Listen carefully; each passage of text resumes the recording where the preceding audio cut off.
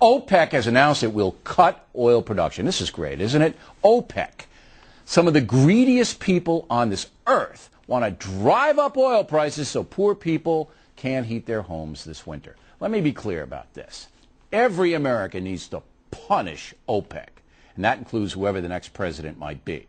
And so we begin our final conversation with Barack Obama in that light.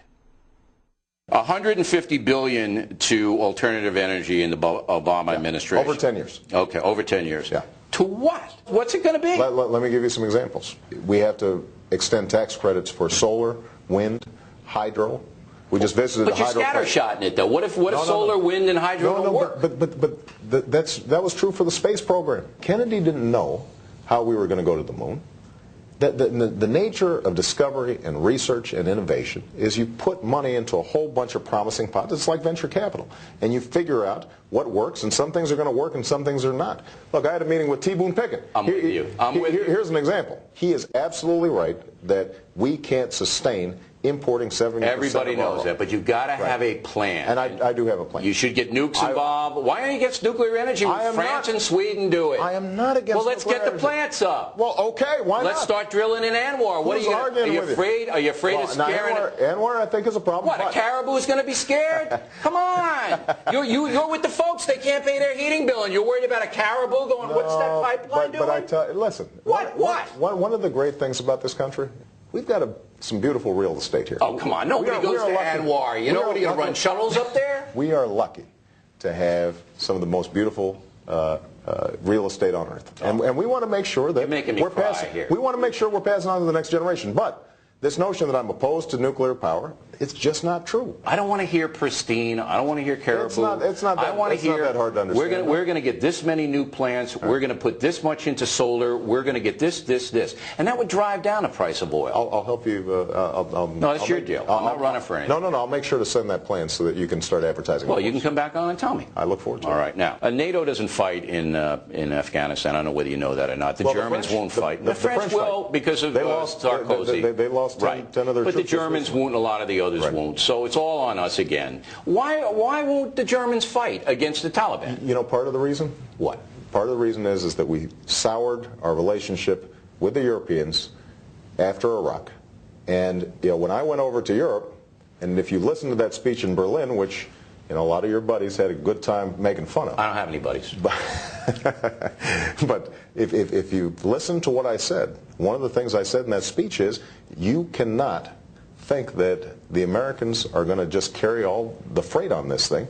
You guys have to step up to the plate. So when you're president... But Bob Gates, the Secretary of Defense, who, by the way, I think is a serious guy in this administration and has helped straighten out some of the foreign policy problems, he himself has acknowledged that part of the problem is politically there's enough anti-Iraq sentiment in there in Europe to poison the well for Afghanistan. To poison the well for Afghanistan. So you're going to change all that with a magic wand? I'm not going to change all that with a magic wand. I'm not going to change anything with a magic wand. What I'm going to do is I'm going to engage in the kind of deliberate diplomacy and change our policy in Iraq to send a signal to the world. The Central Front on Terror right now is in Afghanistan and the hills between Pakistan and Afghanistan. You can't change the thing in Iraq if it's going to benefit Iran, and that's going to be your minefield. But Bill, you and I probably agree on the fact that Iran's one of the biggest beneficiaries of us going into Iraq in the first place. Has been, but not now. Now they're paying a big price for miscalculating the resolve of our country. I will say that the fact that the Shia militias have folded up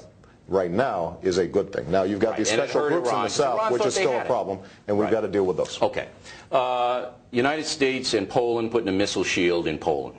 All right? Putin doesn't like it. Right. You going to keep that missile shield in there? I think that we have to make sure that, I've said this before, the Russians are playing a game when they pretend that this missile shield is directed against all their ICBMs. Yeah, it's ridiculous. It's a defensive thing. It's a defensive thing. And so you're going to keep it there then? And given what has happened in Georgia, I think that we have to send a clear signal that Poland and other countries in that region are not going to be subject to intimidation and aggression. Okay, and so I just want to get this on a record. You're elected president. You're keeping the missile shield in Poland. I believe that the missile shield is appropriate. I want to make sure it works, though. I want to make sure it works, which is actually one of the problems that we've got. So Putin comes out last week and he says, hey, look, we're going to reimpose our dominance on all of the countries that surround us. We don't care whether you like it or not, because you're tied down in Iraq and Afghanistan. We're going to do what we want to do. Right. Putin's a nasty little guy, number one. Would you agree with that assessment? Well, I'll agree with the assessment that I wouldn't look into his soul and think I know him. I put a cowboy hat on again. Yeah. This is going to be a problem. It is a huge problem. Okay. And you're going to have to confront Putin. That's exactly right. Maybe not militarily. Maybe you can do it other ways. But Europe is weak and Europe is cowardly. Right. You know, whether they're going to have another meeting? Yeah, Putin's quaking, aren't they? Isn't Putin quaking about another meeting? Here's the one thing I'd say. I know you're going to rally them all. They're going to be terror warriors right after you get elected. I know. Look, I mean, there are two things where we can have some leverage over Russia. Number one is that commercially, they are tied up with Europe, and they are increasingly integrating. Their stock market has taken a beating since they went into Georgia. Yeah, but Putin doesn't care. Well, Putin may not care, but there are a whole bunch of folks, a whole bunch of billionaires in Moscow who do care, right? So that's a leverage point, and the Europeans can be helpful in applying that leverage point. That's point number one. The second thing that we have to do is actually defensive. We've got to get our energy policy straight. Now, final question for you.